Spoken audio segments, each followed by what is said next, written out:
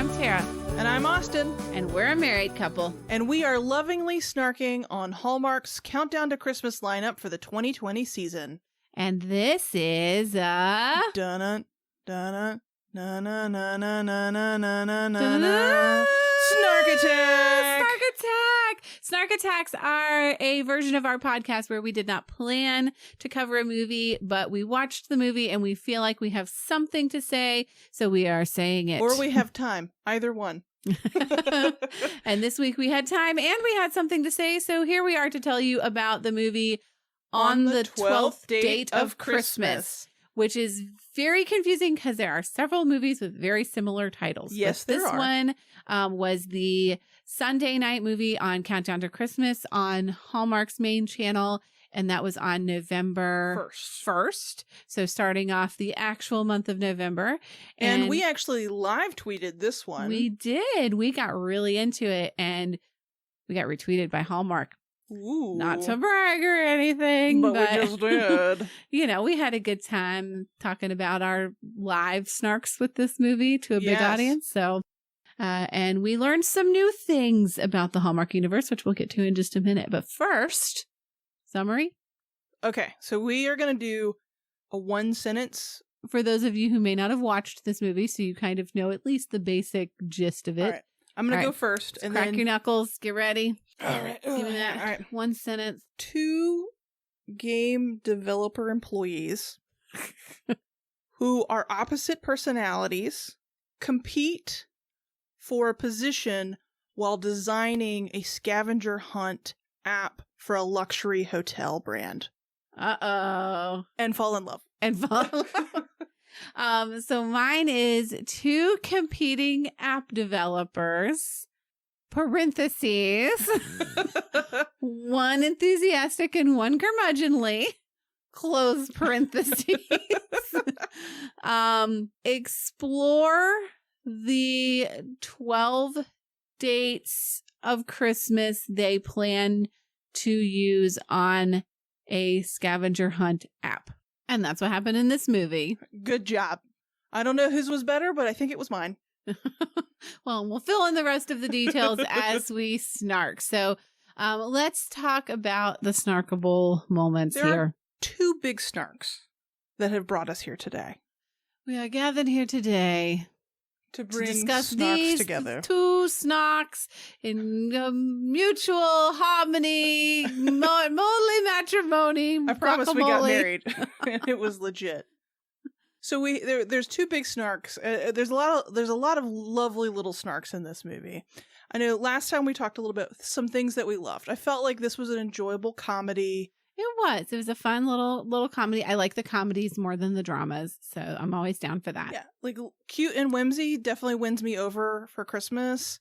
Sad movies and like dramatic movies, I like a little bit higher production level on those. Mm-hmm. So comedies work really well for Hallmark style movies. And it had the standard Christmas loving woman meets Christmas curmudgeon man, and they're forced to do something together, and they fall in love. Like that's always going to be a winning plot because curmudgeonly men have to learn to love Christmas. So it's true. So our characters' names are Aiden and Jennifer. And our first snark that brings you here today is Jennifer's office at work. It was a lot. So it looked like a room in someone's home that has over-decorated for Christmas. It was filled to the brim with not even like classic or cute. It was like tchotchke style Christmas decor and a tree that rotated. It was spinning around her office. It was spinning. And not only that, she had like other like fake snow, like snow villages, but hanging from the ceiling. Balls. Christmas balls. Ornaments. Sweaty Christmas balls. It's Candy Cam's magic Christmas balls hanging from the ceiling. Maybe they were inspired by her Christmas balls. It's Maybe. The same universe. They come from the same single tree. verse. Yeah, there were all these little balls. It was almost like one of those beaded curtains from the 70s when you walk into a room, like the way that they're kind of hung, just these like ribbons with balls on the end, and they were multicolored. It wasn't just Christmas colors. I think they were brighter colors. Yeah, it was a lot. It was a a lot of balls. And I was like, normally I could understand like if you hung snowflakes, like paper snowflakes, but I've not seen just hanging Christmas balls from the ceiling before. The fire marshal would not have been happy at my office. My office wouldn't allow me to do it. But in Aiden's office, on the other hand, he just had like one little paper wreath that was made by his niece. So it was a very good contrast between her like over Christmassiness and his like, okay, my niece made this for me, but I'm not really into it personalities. The second snark that brings us here today, and then we'll talk about all the other snarks, but I think it's important we just go ahead and get this one out there because you told me about this one. I had no idea until we started watching the movie that Tyler Hines. It's important to say his name correctly. We didn't know who he was before this. We knew the mistletoe secret. That was it. We saw him last year. He was a dude, whatever. But Tyler Hines has a huge fan base. And what are they called, Tara? Heinies. They are called Heinies, y'all. There's this whole on Twitter. They were trying to be trending, and apparently, like they were really excited about the Tyler Hines movie. That's something they look forward to every year.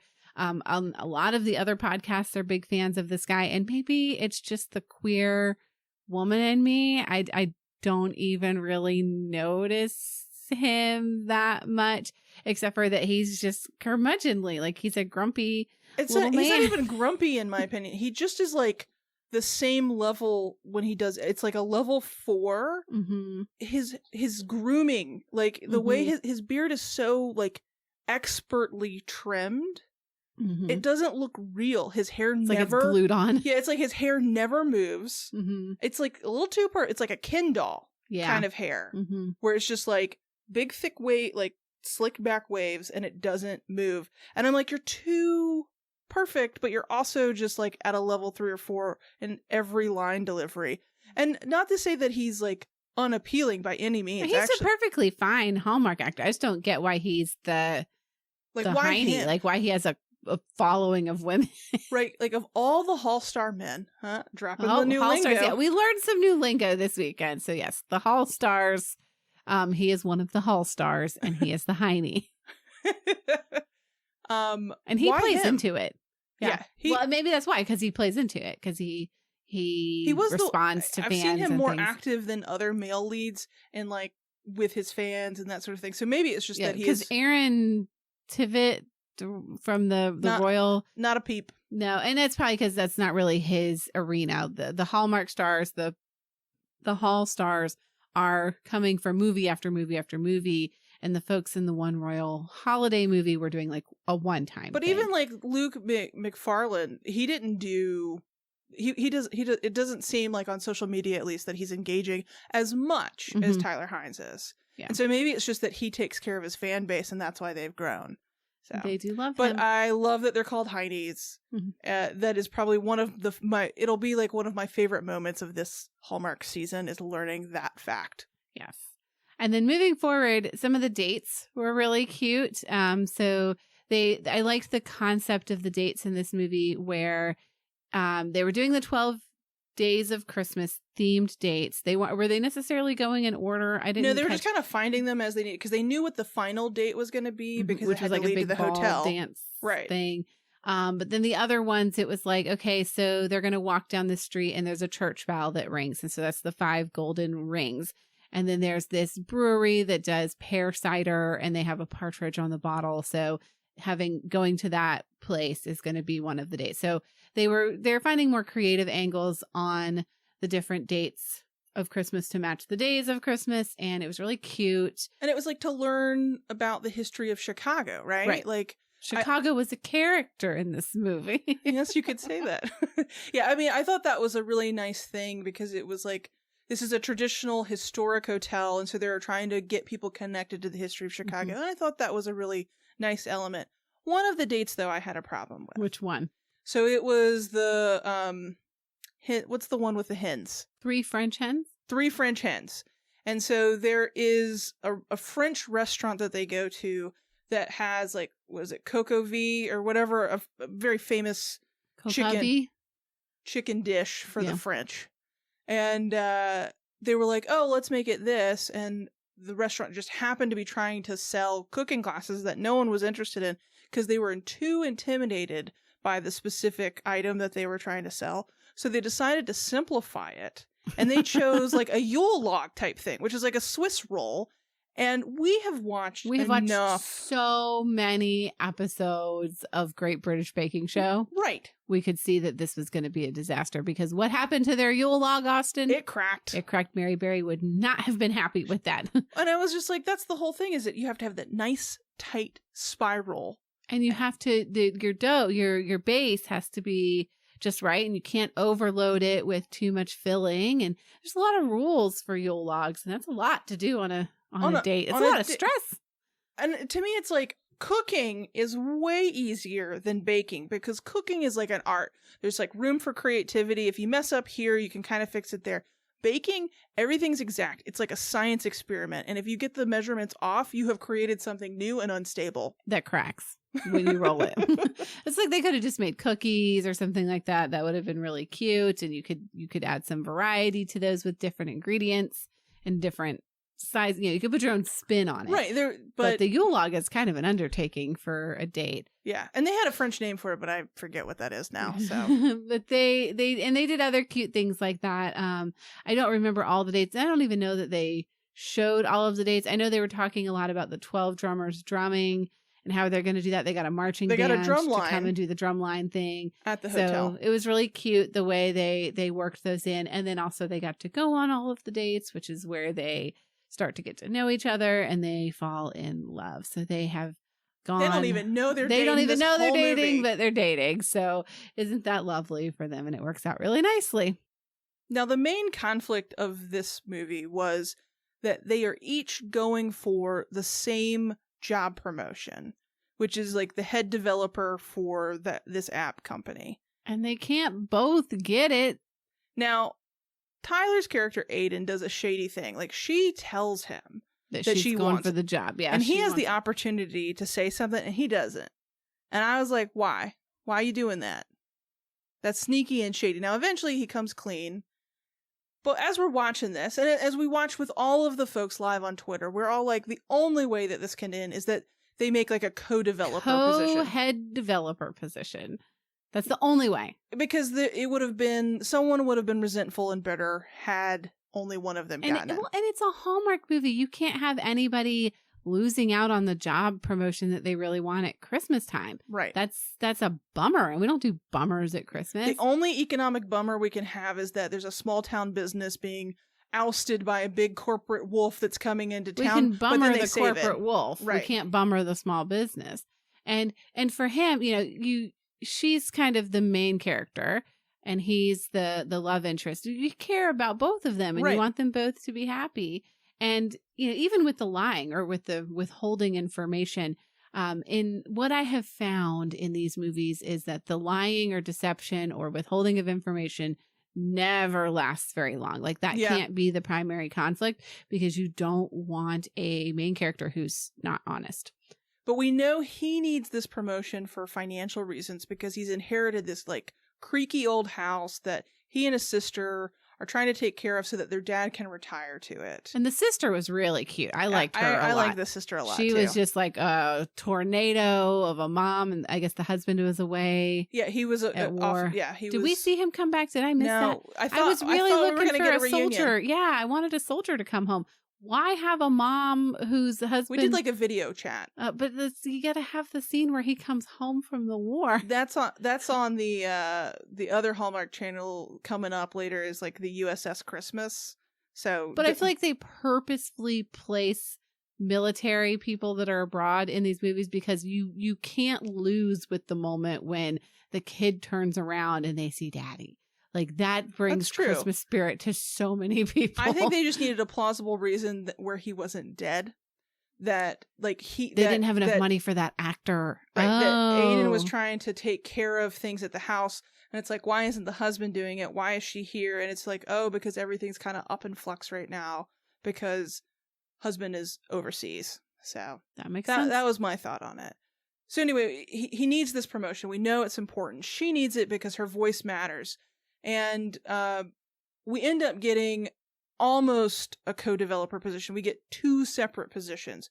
She becomes the game developer lead because she's great with people and collaborating. And then the boss is like, you know what, Aiden, you're actually not a people person, as you know and as we know. So I actually have a job, same salary bump, and it's operations. So you get to deal with less people. And Aiden's like, yes. All because of that one app. Which was just also, like, it was just so funny. Like, they had these ideas and it was like going live 5 days later.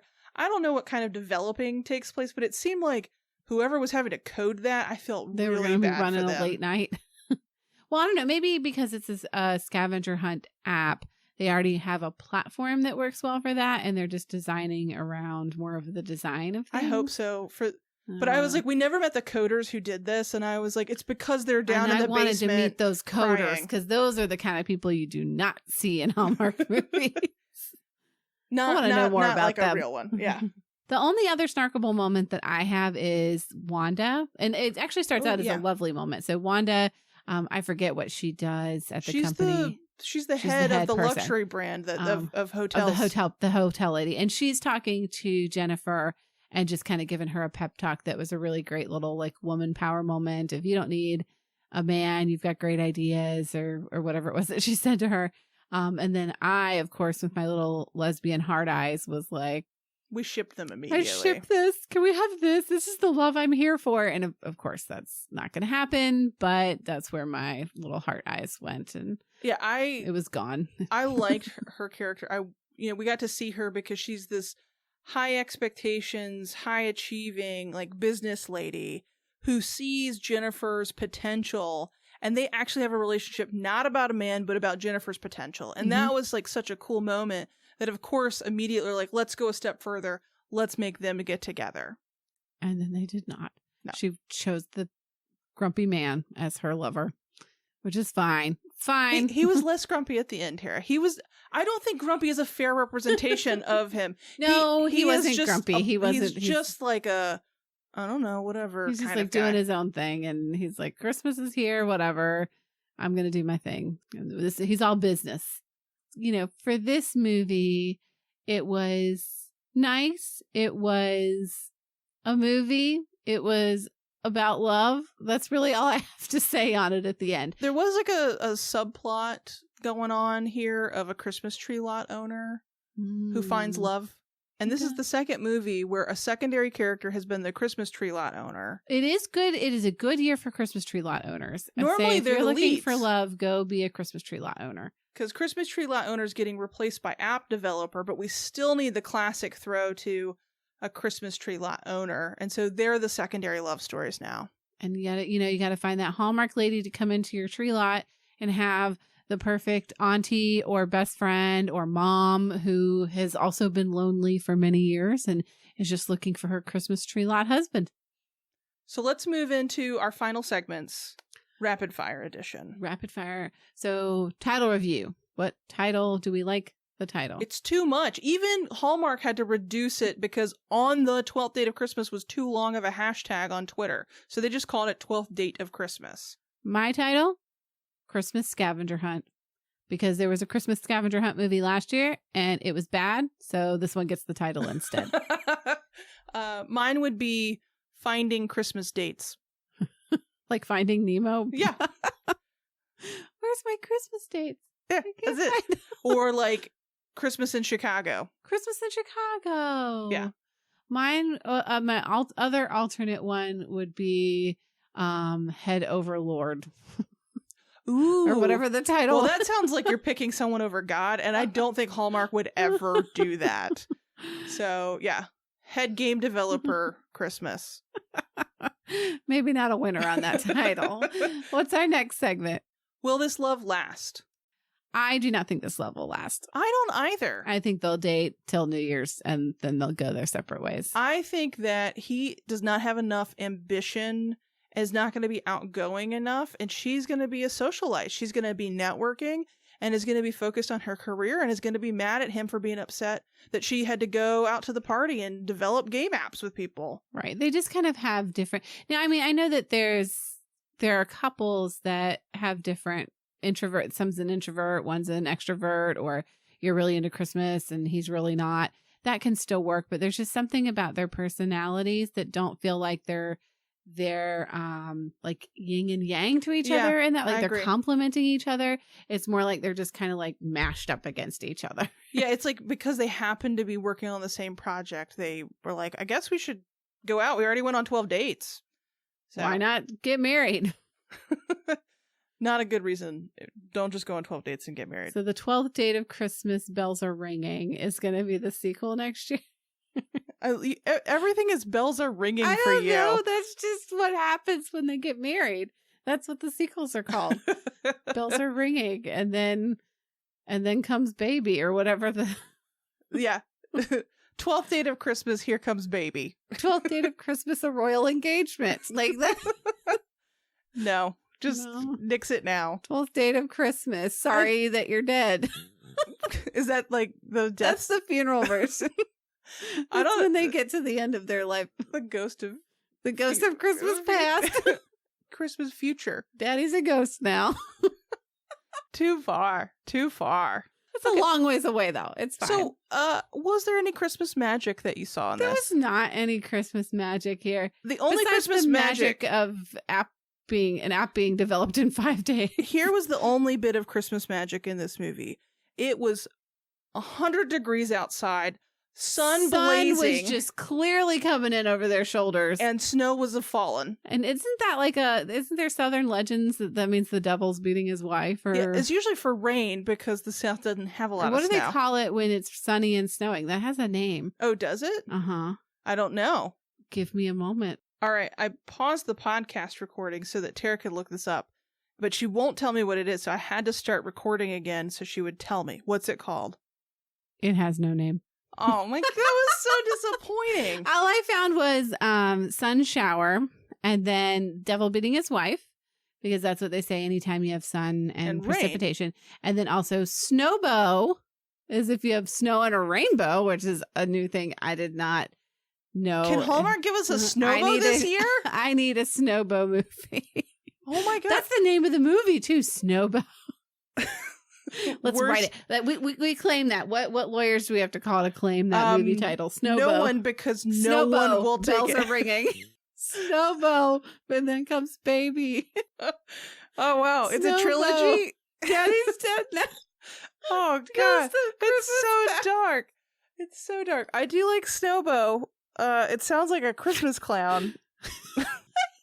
So it could be that. It could be the first movie they release in October as a nod to Halloween. So it's like you mash it and Christmas together. Terrifying. Like creepy Hallmark Christmas clown. Oh my God. Is it like Ronald McDonald with a Santa hat on? I imagine it's like a little clown that you would see on one of those Hallmark ornaments at the store, like one of those. Oh God! With like the little triangles above their eyes. I'm Snowbow. Merry Christmas! Oh my God! It's a horror film. Wrong channel, wrong season. That's but Lifetime. We are gonna write it. We are gonna write this. Okay, so that's alternate title / Christmas magic. The alternate title is Snowbow, Bells Are Ringing. The last segment that we do. When would we watch this movie?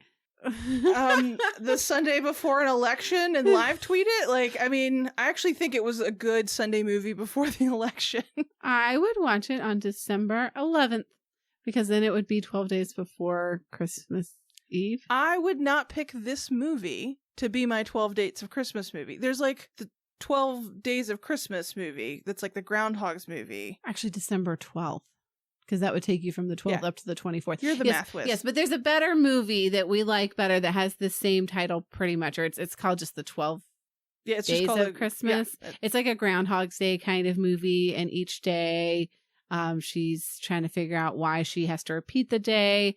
And so she starts over again, and each one you also see a nod to each of the 12 Days of Christmas. It's very it's cute. A better movie all around. We enjoy that one. So to me, this was a good distraction leading up to the election. I wish that Hallmark had like premieres every day this week to distract us, but we have to wait till this weekend. Yeah, so I would watch this one on the 12th of December because it's 12 days before Christmas. I would watch the 12 Days of Christmas on like December 23rd or 24th, right before Christmas. That's the primo spot, and I like that movie way better. So I'd actually watch it near Christmas. That's fair. For me, this was an early November, whether there's a general election or not.